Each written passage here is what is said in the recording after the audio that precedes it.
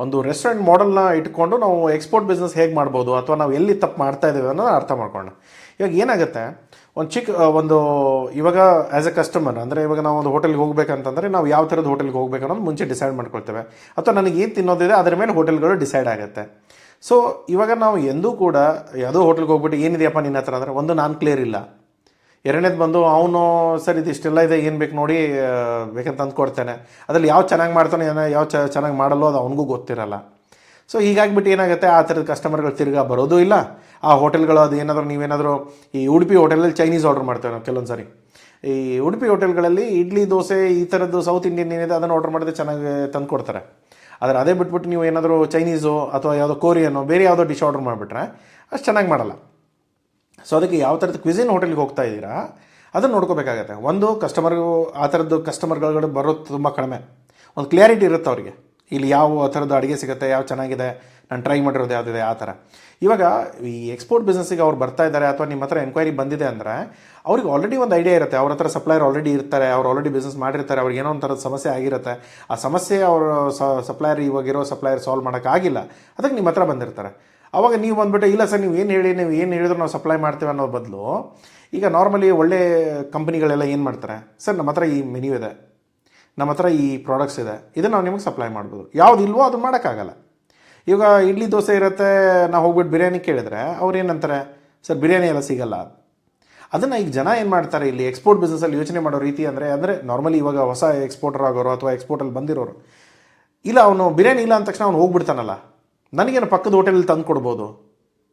ಆ ಪಕ್ಕದ hotel reputation ಮೇಲೆ ಅವ್ನು ಚೆನ್ನಾಗಿ ಮಾಡಲಿಲ್ಲ ಅಂದರೆ ನಿಮ್ಮ ಹೋಟೆಲ್ಗೆ ಹೋಗಿತಾರೆ, ಯಾಕೆ ಬೇಕಾದಲ್ಲ, ನಿಮಗೇನು ಚೆನ್ನಾಗಿ ಬರುತ್ತೋ. ಇವಾಗ ನಿಮಗೆ ಬಿರಿಯಾನಿ ನೀವು ಮಾಡೋಕ್ಕೆ ಬರಲ್ಲ ಅಂದರೆ ಬೇಡ, ಅದನ್ನು ಮಾಡಿಕೊಂಡು ನಿಮ್ಮ ಬಿಸ್ನೆಸ್ನ ಹಾಳು ಮಾಡ್ಕೊಳ್ಳೋ ಅವಶ್ಯಕತೆಗಳೇನಿದೆ. ನಿಮಗೆ ಯಾವ್ದು ಚೆನ್ನಾಗಿ ಬರುತ್ತೆ, ನಿಮಗೆ ಯಾವ್ದು ಗೊತ್ತಿದೆ ಚೆನ್ನಾಗಿ ಬರೋದು ಮಾಡಿ, ಅದನ್ನೇ ತಲೆ ಕೆಡಿಸ್ಕೊಳ್ಳಿ, ಅದನ್ನೇ ಮಾಡಿ, ಅಷ್ಟೇ ಸಾಕಾಗತ್ತೆ. ಈಗ ತುಂಬ ಕಂಪ್ನಿಗಳು ಎಲ್ಲನೂ ಮಾಡೋಕ್ಕೋಗಲ್ಲ. ಒಂದು ಫ್ಯಾಕ್ಟ್ರಿ ಅಂದರೆ ಅವ್ರು ಏನು ಮಾಡ್ತಾರೆ ಅಂದರೆ, ಇಲ್ಲ ಸರ್ ನೀವು ಏನು ಹೇಳಿದ್ರು ಮಾಡ್ಕೊಡ್ತೀವಿ ಅಂದರೆ ಇದು ಯಾವ ಥರದ್ದು ಅಂದರೆ ನಿಮಗೇನು ಬರಲ್ಲ ಅಂತ ಅರ್ಥ ಆಗುತ್ತೆ. ಅದರ ಬದಲು ನಿಮಗೆ ಸರ್ ಯಾವ ಥರದ ಫ್ಯಾಕ್ಟ್ರಿ, ಓಕೆ ನಮ್ಮದೊಂದು ಪ್ಯಾಕೇಜಿಂಗ್ ಇದೆ, ನಮ್ಮದೊಂದು ಫುಡ್ ಆ್ಯಂಡ್ ಬಿವರೇಜಸ್ ಕಂಪ್ನಿ ಇದೆ, ನಾವು ಕೂಲ್ ಡ್ರಿಂಕ್ಸ್ ಮಾಡ್ತೇವೆ, ಏನೋ ಒಂದು ಕ್ಲಿಯಾರಿಟಿ ಇರುತ್ತೆ ಅವ್ರಿಗೆ. ಆ ಥರ ಕ್ಲಿಯಾರಿಟಿ ಇರೋ ಜನದ ಹತ್ರ ಮಾತ್ರ ಜನ ಹೋಗಿಬಿಟ್ಟು ಚೆಕ್ ಮಾಡ್ತಾರೆ. ಇವಾಗ ನನ್ನ ಕಣ್ಣು ನೋಸ್ತಾ ಇದೆ, ನಾನು ಐ ಡಾಕ್ಟರ್ ಹತ್ರ ತಾನೇ ಹೋಗೋದು. ಯಾವುದೋ ಡಾಕ್ಟ್ರ್ ಇಲ್ಲ ನಾವು ಏನಿದ್ರು ಸಮಸ್ಯೆ ಇದ್ದರೂ ಚೆಕ್ ಮಾಡ್ತೇನೆ ಅಂತ ಹೇಳೋರ ಹತ್ರ ಯಾರು ಹೋಗ್ತಾರೆ ಇವತ್ತಿನ ಟೈಮಲ್ಲಿ? ಸೊ ನೀವು ಬಿಸ್ನೆಸ್ ಅಂತ ಅಂದ್ಕೊಂಡಾಗ ಕೂಡ ತುಂಬ ರಾಕೆಟ್ ಸೈನ್ಸ್ ಇಲ್ಲ, ಬಟ್ ಬೇಸಿಕ್ಸೇ ಇದೆ. ಬಟ್ ಅದನ್ನು ಅರ್ಥ ಮಾಡ್ಕೊಳ್ದೆ ಹೋದರೆ ನಿಮಗೆ ಅದು ಬಿಸ್ನೆಸ್ಸಿಗೆ ತುಂಬ ಪೆಟ್ಟು ಬೀಳುತ್ತೆ. ಇದು ಬೇಸಿಕ್ ನೀವು ಸರಿ ಆಗಲಿಲ್ಲ ಅಂದರೆ ಮುಗಿದೋಯ್ತು ಅಲ್ಲಿ ಕತೆ. ಸೊ ಇಲ್ಲಿ ಜನ ಏನು ಮಾಡ್ತಾರೆ, ನಾನು ಟರ್ಮರಿಕ್ಕು ಮಾಡ್ತೇನೆ, ಫರ್ನಿಚರು ಮಾಡ್ತೇನೆ, ಎಲೆಕ್ಟ್ರಿಕಲ್ಸು ಮಾಡ್ತೇನೆ, ಕೆಮಿಕಲ್ಲು ಮಾಡ್ತೇನೆ, ಬಟ್ಟೆಗಳನ್ನೂ ಹಾಕ್ತಾನೆ, ಎಲ್ಲನೂ ಒಂದೇ ವೆಬ್ಸೈಟಲ್ಲಿ ಹಾಕ್ತಾರೆ. ಅದು ಹೇಗಾಗುತ್ತೆ ಅಂದರೆ ಒಂಥರ ಅಮೆಝಾನ್ ವೆಬ್ಸೈಟ್ ಥರ ಕಾಣಿಸುತ್ತೆ. ಲಾಸ್ಟಿಗೇನು ಅಮೆಝಾನಲ್ಲಿ ಆರ್ಡರ್ ಮಾಡಿದರೆ ಮನೆಗಾದರೂ ಬರುತ್ತೆ ಕರೆಕ್ಟಾಗಿ, ಇಲ್ಲ ಅಂದರೆ ಅವ್ರು ರಿಟರ್ನ್ ಆದರೂ ತೊಗೊಂಡು ಹೋಗ್ತಾರೆ. ನಿಮ್ಮಲ್ಲಿ ಆ ಸಿಸ್ಟಮೇ ಇಲ್ಲ. ಈಗ ಯಾರೋ ಟರ್ಮರಿಕ್ ಹಾಕಿರ್ತಾರೆ, ಟರ್ಮರಿಕ್ ಎನ್ಕ್ವೈರಿ ಬಂದ ತಕ್ಷಣ ಇಂಡಿಯಾ ಮಾರ್ಟಿಗೆ ಹೋಗ್ಬಿಟ್ಟು ಸಪ್ಲೈಯರ್ನ ಹುಡ್ಕೋದು, ಅವ್ನು ಸಪ್ಲೈಯರ್ ರೇಟ್ ಕಳ್ಸೋಕ್ಕೆ 4 ದಿನ ತೊಗೊಳ್ತಾನೆ. ನೀವು ಅದರ ರೇಟ್ ಮೇಲೆ ನನಗೆ ಎಷ್ಟು ಮಾರ್ಜಿನ್ ಹಾಕಬೇಕು ಅನ್ನೋದು ನೀವು ಎಂದೂ ಕಲ್ತೂ ಇಲ್ಲ, ನೋಡೂ ಇಲ್ಲ, ಮಾಡೂ ಇಲ್ಲ. ಸೊ ಅವಾಗ ಏನಾಗುತ್ತೆ, ಇರೋ ಮಾರ್ಜಿನ್ಗಳನ್ನ ಆ್ಯಡ್ ಮಾಡ್ತೀರಾ, ಅದನ್ನು ಕಳ್ಸೋಕ್ಕೆ ನೋಡ್ತೀರಾ, ಆ ಪ್ರೈಸ್ಗಳಲ್ಲಿ ಅದಕ್ಕೆ ರಿಪ್ಲೈನೇ ಬರಲ್ಲ. ಸೊ ರಿಪ್ಲೈನೂ ಇಲ್ಲ, ಅವನು ಸಪ್ಲೈಯರ್ ಹೇಗಿದಾನೋ ಗೊತ್ತಿಲ್ಲ. ನಾಳೆ ಒಂದು ವೇಳೆ ಹೋಯ್ತು, ಕೊಟೇಶನ್ ಹೋಯಿತು, ಅವ್ನು ಸೆಲೆಕ್ಟು ಮಾಡ್ದ ಅಂತ ಅಂದ್ಕೊಳ್ಳೋಣ, ಅವನು ಆರ್ಡರ್ ಕೊಟ್ಟ, ಇವನಿಗೆ ನೀವು ದುಡ್ಡು ಕೊಡಬೇಕಲ್ಲ. ಇಲ್ಲ ಅವನೊಂದು 10% ಕೊಟ್ಟಿರ್ತಾನೆ, ಇವನು 50% ಕೇಳ್ತಾನೆ, ಉಳಿದಿರೋ 40% ನೀವು ದುಡ್ಡು ಹಾಕ್ತೀರಾ. ಅವ್ನು ಓಡಿದ್ರೆ ಆ ಸಪ್ಲೈಯರ್ನ ವೆರಿಫೈ ಆದರೂ ಮಾಡಬೇಕಲ್ಲ. ಸಪ್ಲೈಯರ್ ಗೊತ್ತಿಲ್ಲ, ಮೆಟೀರಿಯಲ್ ಗೊತ್ತಿಲ್ಲ, ಅವ್ನು ಹೋಗಲಿ ಆಯಿತು, ಸಪ್ಲೈಯರ್ನೋ ದುಡ್ಡು ಕೊಟ್ಟಾಯಿತು, ಅವನು ಓಕೆ ಮೆಟೀರಿಯಲ್ ಕೂಡ ಕೊಟ್ಟ. ಆ ಮೆಟೀರಿಯಲ್ ಕೊಟ್ಟ ಮೇಲೂ ಕೂಡ ಆ ಮೆಟೀರಿಯಲ್ಗಳನ್ನ ನಾವು ಹೋಗ್ಬಿಟ್ಟು ಕಸ್ಟಮರ್ಗೆ ಕೊಟ್ಟರೆ ಆ ಕ್ವಾಲಿಟಿ ತಪ್ಪಿರುತ್ತೆ, ಅಥವಾ ಗ್ರೇಡೇ ಅದು ಸರಿ ಇರಲ್ಲ, ಕ್ರಿಕ್ಯುಮಿನ್ ಲೆವೆಲೇ ಬೇರೆ ಇರುತ್ತೆ. ಸೊ ಈ ಥರದ್ದೆಲ್ಲ ಸಮಸ್ಯೆ ಬಂದಾಗ ನೀವು ಏನು ಮಾಡ್ತೀರಿ, ನಿಮ್ಗೆ ಗೊತ್ತಿರಬೇಕಲ್ಲ ಆ ಪ್ರಾಡಕ್ಟ್ ಬಗ್ಗೆ. ಸೊ ಏನಾಗ್ಬಿಡುತ್ತೆ, ಈ ಪ್ರಾಡಕ್ಟ್ ಬಗ್ಗೆನೂ ಗೊತ್ತಿಲ್ಲ, ಸಪ್ಲೈಯರ್ ಬಗ್ಗೆ ಗೊತ್ತಿಲ್ಲ, ಸ್ಟ್ಯಾಂಡರ್ಡ್ ಆಪ್ರೇಷನ್ಸ್ ಗೊತ್ತಿಲ್ಲ, ಎಲ್ಲೆಲ್ಲಿ ತಪ್ಪಾಗುತ್ತೆ ಅನ್ನೋದು ಗೊತ್ತಿಲ್ಲ. ಸೊ ಹೀಗಿದ್ದಾಗ ಏನಾಗ್ಬಿಡುತ್ತೆ, ನೀವು ಬಿಸ್ನೆಸ್ ಏನೇ ಮಾಡೋಕ್ಕೆ ಹೋದರೂ ಕೂಡ ಹಾಳಾಗೋ ಚಾನ್ಸಸ್ಗಳು ತುಂಬ ಹೈ ಲೆವೆಲ್ಗೆ ಹೋಗ್ಬಿಡುತ್ತೆ. ಅಲ್ಲೇನಾಗುತ್ತೆ, ಅವ್ನು ಟೆಸ್ಟ್ ಮಾಡಿಸ್ತಾನೆ, ಟೆಸ್ಟಲ್ಲಿ ರಿಜೆಕ್ಟ್ ಆಯಿತು, ದುಡ್ಡು ಕೊಟ್ಟಿರೋದು ವಾಪಸ್ ಇಸ್ಕೊಳ್ತಾನೆ, ಇಲ್ಲಾಂದರೆ ಕೇಸ್ ಹಾಕ್ತಾನೆ, ಇಲ್ಲಾಂದರೆ ನಿಮ್ಮ ಮುಂದೆ ಬರೋ ಎಕ್ಸ್ಪೋರ್ಟ್ ಆರ್ಡರ್ಸಲ್ಲಿ ಪೆಟ್ಟು ಬೀಳುತ್ತೆ. ಇದೆಲ್ಲ ಒಂದು ಸೈಕಲ್ ಇರುತ್ತೆ.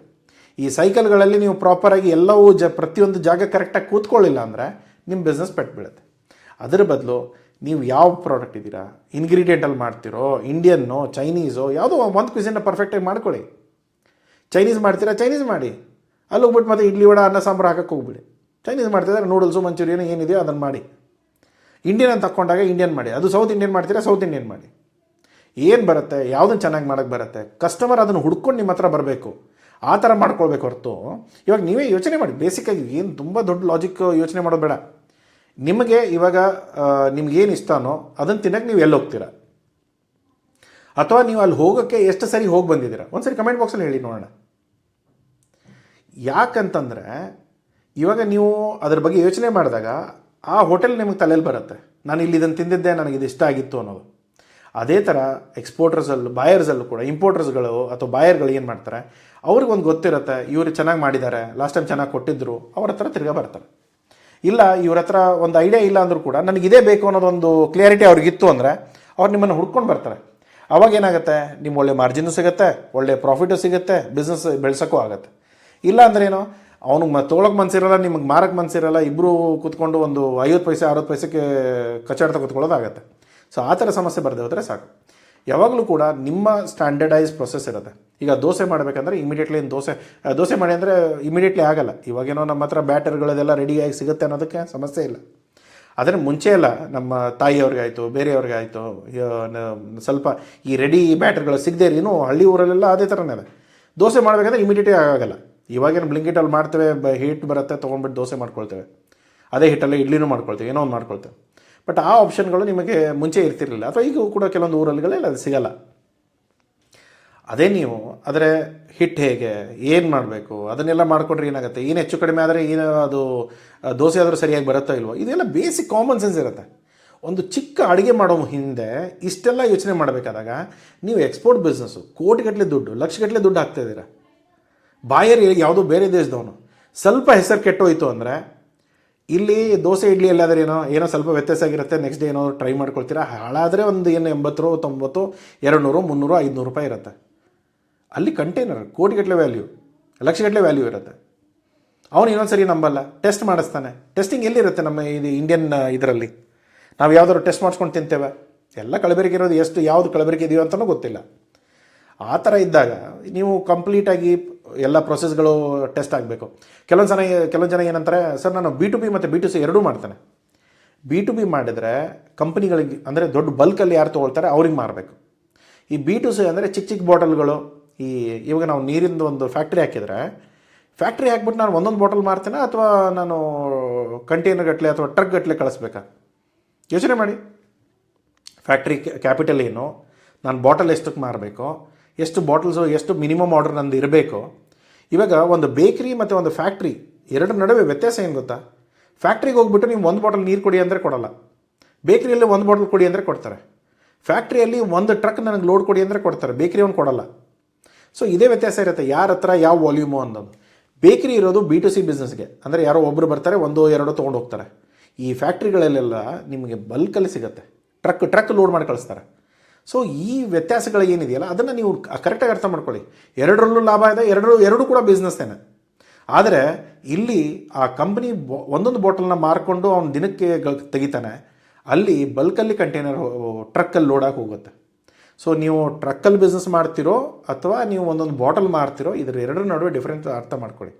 B2B ಮಾಡಿದ್ರೆ ಆಪ್ರೇಷನ್ಸ್ ಎಲ್ಲ ಸೇಮ್ ಇರುತ್ತೆ, ಪ್ರೊಸೀಜರ್ಸು ಆಪ್ರೇಷನ್ಸ್ ಎಲ್ಲ ಸೇಮ್ ಇರುತ್ತೆ. B2Cಯಲ್ಲಿ ಮಾರ್ಜಿನ್ಸ್ಗಳು ಕಡಿಮೆ, ಅಂದರೆ ಮಾರ್ಜಿನ್ಸ್ ಹೆಚ್ಚಿಗೆ ಆಗುತ್ತೆ, ಆಪ್ರೇಷನ್ ಚಾಲೆಂಜಸ್ ಹೆಚ್ಚಿಗೆ ಬರುತ್ತೆ.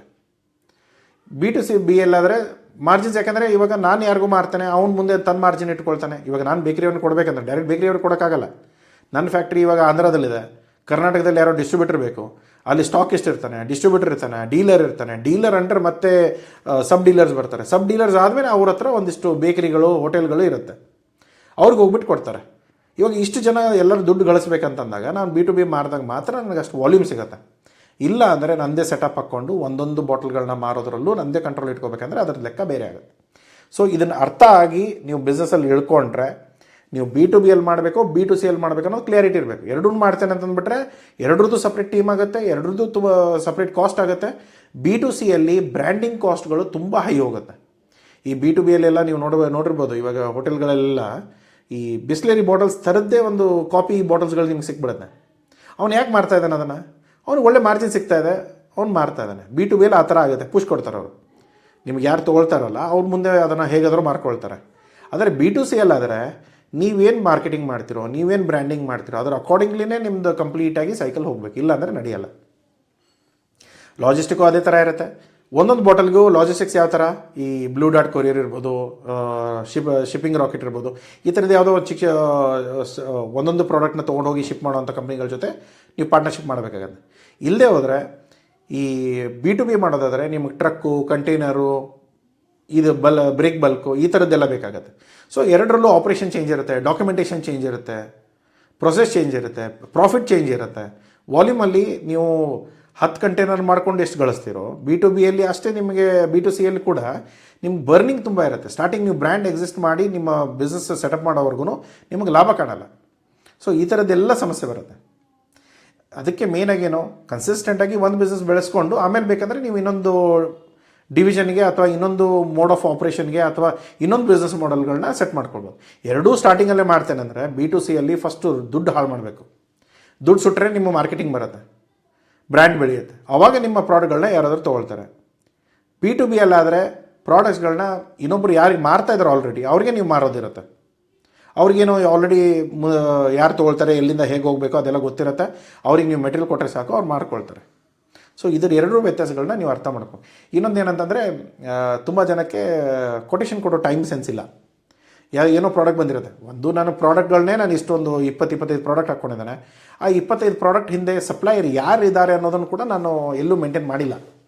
ಅಥವಾ ನಾನು ಕೊಟೇಶನ್ ಬೇಕು ಅಂತಂದರೆ, ಈಗ ಸಪ್ಲೈ ಯಾವುದೋ ಒಂದು ಟಾವೆಲ್ದು ಅಥವಾ ಒಂದು ಹ್ಯಾಂಡ್ ಕರ್ಚೀಫು, ಜಿಮ್ ಟಾವೆಲ್, ಏನೋ ಒಂದು ಎನ್ಕ್ವೈರಿ ಬಂದಿದೆ. ಸೊ ಎನ್ಕ್ವೈರಿ ಬಂದಿದೆ, ನಾನೇನು ಮಾಡ್ತೇನೆ, ಅದ್ರ ಹಿಂದೆ ಸಪ್ಲೈಯರ್ ಬೇಕಲ್ಲ, ಅದನ್ನು ಹೋಗ್ಬಿಟ್ಟು ನಾನು ಇವಾಗ ಹುಡುಕ್ತೇನೆ. ಇವಾಗ ನೀವು ಹುಡುಕಿದ್ರೆ ಒಂದು ಕನೆಕ್ಷನ್ ಇಲ್ಲ, ಇನ್ನೊಂದು ಅವನು ಸ್ಯಾಂಪಲ್ ಕಳಿಸಲ್ಲ, ಆಮೇಲೆ ಪ್ರಾಡಕ್ಟ್ಸಲ್ಲಿ ಏನಾದರೂ ಹೆಚ್ಚು ಕಡಿಮೆ ಆದರೆ ಅವ್ನ ಕೈ ಎತ್ತಿಬಿಡ್ತಾನೆ. 15-20 ದಿನ 30 ದಿನ ಹಾಳಾಗೋಗುತ್ತೆ. ಅಲ್ಲಿವರೆಗೂ ನಿಮ್ಮ ಬಾಯರ್ ಕಾಯ್ತಾನ, ಅವನಿಗೆ ಎಷ್ಟು ಅರ್ಜೆಂಟ್ ಬೇಕು ಅದು ಕೂಡ ನಿಮಗೆ ಐಡಿಯಾ ಇರಲ್ಲ. ಸೊ ಕರೆಕ್ಟಾಗಿರೋದು ಕ್ವೆಶನ್ಸ್ಗಳನ್ನ ಕರೆಕ್ಟಾಗಿ ಕೇಳಿಕೊಂಡು ಅರ್ಥ ಮಾಡಿಕೊಂಡು ಅದ್ರ ಮೇಲೆ ನೀವು ಏನಾದರೂ ಕಂಪ್ಲೀಟಾಗಿ ಆಲ್ರೆಡಿ ಲೀಡ್ಗಳನ್ನ ಸೆಟ್ ಮಾಡಿ ಇಟ್ಕೊಂಡಿದ್ರೆ ನಿಮ್ಮ ಬಿಸ್ನೆಸ್ ನಡೆದು ಹೋಗುತ್ತೆ. ಇವಾಗ ಒಂದೇ ಸಿಂಪಲಾಗಿ ಅರ್ಥ ಮಾಡ್ಕೊಳ್ಳಿ. ಇವಾಗ ಏನೋ ಅರ್ಜೆಂಟಿಗೆ ಹೋಗಿರ್ತೀರಾ, ಯಾವುದೋ ಹೋಟೆಲ್ಗೆ ಹೋಗಿ ಕೂತ್ಕೊಳ್ತೀರಾ, ಏನಿದೆಯಪ್ಪ, ದೋಸೆ ಇಡ್ಲಿ ಇದೆ ಸರ್, ಆಯಿತು ದೋಸೆ ತೊಗೊಂಡು ಬಾ, ಎಷ್ಟೊತ್ತಾಗತ್ತಪ್ಪ, 10 ನಿಮಿಷದಲ್ಲಿ ತಂದು ಕೊಡ್ತಾನೆ ಸರ್. ಅವನಿಗೆ ಗೊತ್ತಿದೆ 10 ನಿಮಿಷದಲ್ಲಿ ಕೊಡ್ತಾನೆ ಅನ್ನೋದು, ನಿಮಗೆ ಗೊತ್ತಿಲ್ಲ ಕ್ಲೈಂಟಿಗೆ ನೀವು ಎಷ್ಟೊತ್ತಿಗೆ ಕೊಡ್ತೀರಾ ಅನ್ನೋದು. ಯಾಕೆಂದರೆ ಒಂದು ಅವನು ರೇಟ್ ಕೊಡಬೇಕು, ಅವ್ನ ರೇಟ್ ಆದಮೇಲೆ ನಿಮ್ಮ ಮಾರ್ಜಿನ್ ಆ್ಯಡ್ ಮಾಡಬೇಕು, ಅದಾದಮೇಲೆ ಲಾಜಿಸ್ಟಿಕ್ಸ್ ಎಲ್ಲ ಆ್ಯಡ್ ಮಾಡಿ ನೀವು ಕಸ್ಟಮರಿಗೆ ಕಳಿಸ್ಬೇಕು. ಇಷ್ಟು ದಿನದಲ್ಲಿ ಎಷ್ಟು ದಿನ ಆಗುತ್ತೆ ಅನ್ನೋದು ನಿಮ್ಗೆ ಐಡಿಯಾನೇ ಇಲ್ಲ. ಅದರ ಬದಲು ನೀವು ಮುಂಚೆನೇ ಮಾತಾಡ್ಕೊಂಡು ಇಟ್ಕೊಂಡಿದ್ರೆ ಅವ್ನ ಪ್ರೈಸ್ ಎಷ್ಟಿದೆ ನಿಮ್ಗೆ ಗೊತ್ತು, ನಿಮ್ಮ ಪ್ರೈಸ್ ಮಾರ್ಜಿನ್ ಎಷ್ಟಿದೆ ಅಂತ ಗೊತ್ತು, ಲಾಜಿಸ್ಟಿಕ್ ರೇಟ್ ಆಮೇಲೆ ಬೇಕಂದ್ರೆ ಹಾಕ್ಕೊಳ್ಬೋದು, ಯಾಕಂದ್ರೆ ಚೇಂಜ್ ಆಗ್ತಾ ಇರುತ್ತೆ. ಎಕ್ಸ್ ರೇಟ್ ಸೇರಿದೆ ಇಮಿಡಿಯೇಟಾಗಿ ಕೊಟ್ಬಿಡ್ಬೋದು. ಅವ್ನಿಗೆ ಹೇಳ್ಬೋದು ನೀವು, ಇಲ್ಲ ಇದು ಸ್ಯಾಂಪಲ್ಸ್ ಆದರೆ ನಿಮಗೆ 7 ದಿನದಲ್ಲಿ ಸಿಗುತ್ತೆ, ನಿಮ್ಮ ಬಲ್ಕ್ ಕ್ವಾಂಟಿಟಿ ಏನಿದೆಯಲ್ಲ ಅದನ್ನು 21 ದಿನದಲ್ಲಿ ಕೊಡ್ತಾನೆ.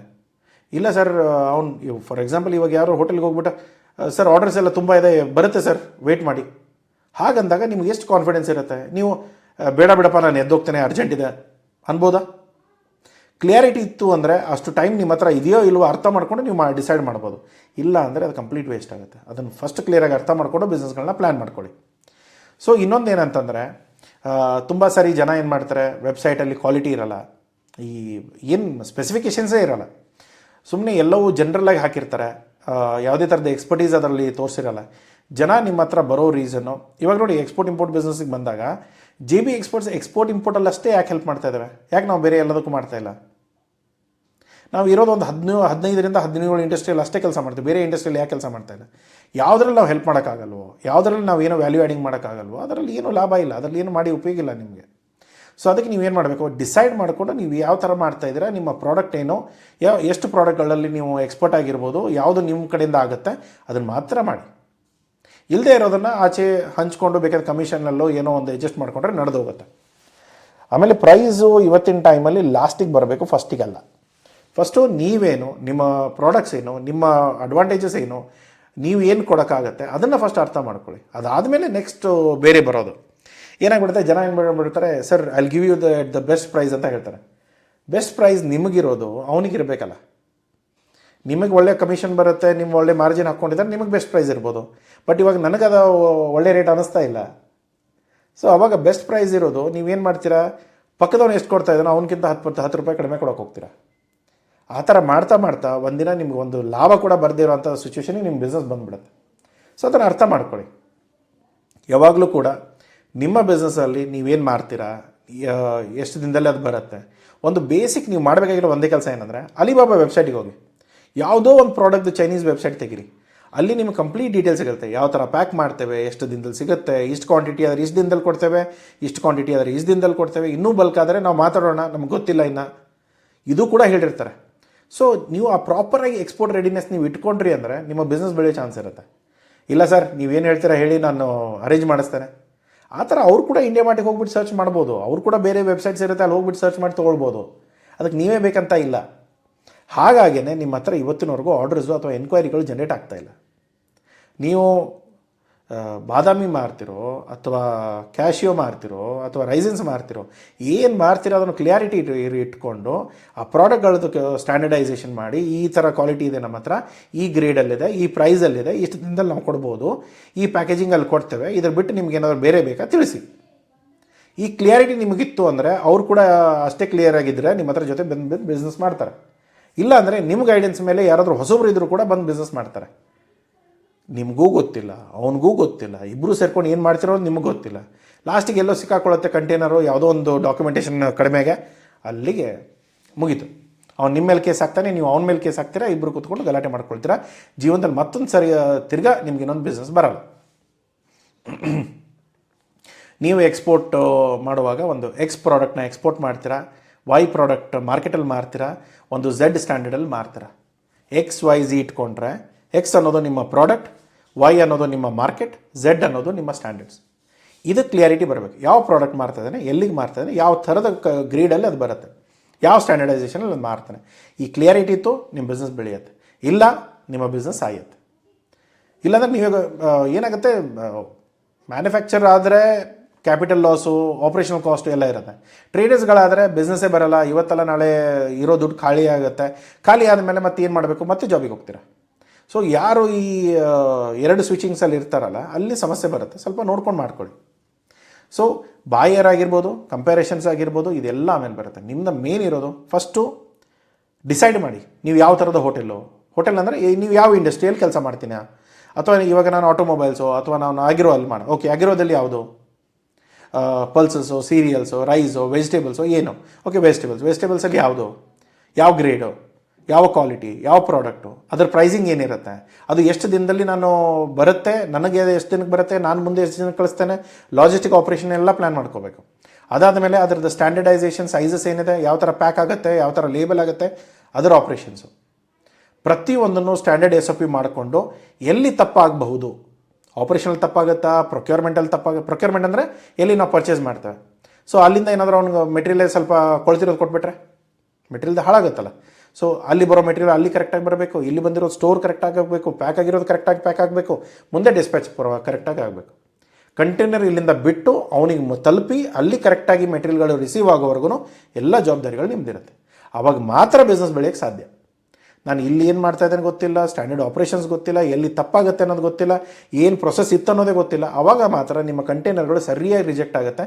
ರಿಜೆಕ್ಟ್ ಆದಾಗ ನೀವು ತೊಗೊಂಡಿರೋ ದುಡ್ಡು ತಿರ್ಗಾ ವಾಪಸ್ ಕೊಡಬೇಕು, ನಿಮ್ಮ ಹೆಸರು ಹಾಳಾಗುತ್ತೆ, ನಿಮ್ಮ ಬಿಸ್ನೆಸ್ ಹಾಳಾಗುತ್ತೆ, ಪ್ಲಸ್ ಅವರ ಎಂಬಸಿಗಳೆಲ್ಲ ಬ್ಲ್ಯಾಕ್ ಲಿಸ್ಟ್ ಮಾಡಿಸ್ತಾ ಬರ್ತಾರೆ. ಆವಾಗ ನಿಮ್ಮ ಹೆಸರಲ್ಲಿ ಏನಾದರೂ ಎನ್ಕ್ವೈರಿ ಜನ್ರೇಟ್ ಆಗಿತ್ತು, ಒಂದು ಸರಿ ನಿಮ್ಮ ಬ್ಯಾಕ್ಗ್ರೌಂಡ್ ಚೆಕ್ ಮಾಡಿದ್ರು ಅಂದರೆ ಇವೆಲ್ಲ ಬ್ಲ್ಯಾಕ್ ಲಿಸ್ಟ್ ಕಾಣುತ್ತೆ. ಜೀವನದಲ್ಲಿ ನಿಮಗೆ ಇನ್ನೊಂದು ಆರ್ಡರ್ ಬರಲ್ಲ. ಸೊ ಇದನ್ನೆಲ್ಲ ಕ್ಲಿಯಾರಿಟಿ ಇಟ್ಕೊಂಡು ಕೆಲಸ ಮಾಡಿ, ಇಲ್ಲಾಂದರೆ ಸಿಕ್ಕಾಕೊಳ್ತೀರ. ನಾನು ಫೈನಲಿ ಹೇಳೋದೇನೋ, ನೀವು ಎಕ್ಸ್ಪೋರ್ಟಿಗೆ ಬಾಯರ್ನ ಹುಡುಕಕ್ಕೆ ಹೋಗ್ಬಿಡಿ. ಫಸ್ಟ್ ನೀವು ಎಕ್ಸ್ಪೋರ್ಟ್ ರೆಡಿ ಇದ್ದೀರಾ ಇಲ್ವಾ ಅರ್ಥ ಮಾಡ್ಕೊಳ್ಳಿ. ನಿಮ್ಮ ಬಿಸ್ನೆಸ್ ಕರೆಕ್ಟ್ ಇದೆ, ಮೆಟೀರಿಯಲ್ಗಳು ಕರೆಕ್ಟಾಗಿ ಬರುತ್ತೆ, ಫುಲ್ ಆಪ್ರೇಷನ್ಸ್ ಕರೆಕ್ಟ್ ಇದೆ, ನಾನು ಬಿಸ್ನೆಸ್ಸಿಗೆ ಇವಾಗ ರೆಡಿ ಇದ್ದೇನೆ. ಹೋಟೆಲ್ ಯಾವಾಗ ತೆಗಿಬೇಕಂದ್ರೆ ಅಡುಗೆ ಎಲ್ಲ ರೆಡಿ ಇದೆ, ಶೆಫ್ ರೆಡಿ ಇದ್ದಾನೆ, ಎಲ್ಲರೂ ಬಂದಿದ್ದಾರೆ, ಟೇಬಲ್ಸ್ ಎಲ್ಲ ಸೆಟ್ ಇದೆ, ಅವಾಗ ಮಾತ್ರ ಕಸ್ಟಮರ್ಗಳು ಒಳಗೆ ಬರ್ಬೋದು. ಕೆಲವೊಂದು ಸರಿ ಹೇಳ್ತಾರಲ್ಲ ಬೇಗ ಹೋಗಿದ್ರೆ, ಇಲ್ಲ ಸರ್ ಇನ್ನೂ ಸ್ಟಾರ್ಟ್ ಆಗಿಲ್ಲ. ಯಾಕೆ ಸ್ಟಾರ್ಟ್ ಆಗಿಲ್ಲ? ಅವ್ರದ್ದೊಂದು ಕೆಲಸ ಇದೆ, ಅದನ್ನೆಲ್ಲ ರೆಡಿ ಆಗಿಲ್ಲ, ಅದಕ್ಕೆ ಸ್ಟಾರ್ಟ್ ಆಗಿಲ್ಲ. ವೇಟ್ ಮಾಡೋಕ್ಕಾದರೆ ವೇಟ್ ಮಾಡಿ, ಇಲ್ಲಂದ್ರೆ ಬೇರೆ ಯಾವ್ದಾದ್ರು ಹೋಟೆಲ್ಗೆ ಹೋಗಿ ತಿನ್ಕೊಳ್ಳಿ. ನೀವು ಕೂಡ ಅದನ್ನೇ ಮಾಡಬೇಕು. ಬಿಸ್ನೆಸ್ ನಿಮ್ದು ರೆಡಿ ಇಲ್ಲ ಅಂದಾಗ ಬಾಯರ್ ಕರ್ಕೊಂಬಂದ್ಬಿಟ್ಟು ಏನು ಮಾಡ್ತೀರಾ? ಅವ್ನ ಕಡೆ ಉಗಿಸ್ಕೊಳ್ಳೋ ಕೆಲಸ ಬಿಟ್ಟರೆ ಬೇರೆ ಏನೂ ಮಾಡೋಕ್ಕೆ ಸಾಧ್ಯ ಇಲ್ಲ ನಿಮಗೆ. ಆಮೇಲೆ ಒಂದು ಸರಿ ಬೇಜಾರಾಗಿರೋ ಕ್ಲೈಂಟು ಒಂದು ಸರಿ ಇಲ್ಲ ಅಂದರೆ ಇನ್ನೊಂದು ಸರಿ ಬಂದುಬಿಟ್ಟು ಅವ್ನು ನಿಮ್ಮ ಟೈಮಿಗೆ ಬೇಕಂದ್ರೆ ಬರ್ಬೋದು.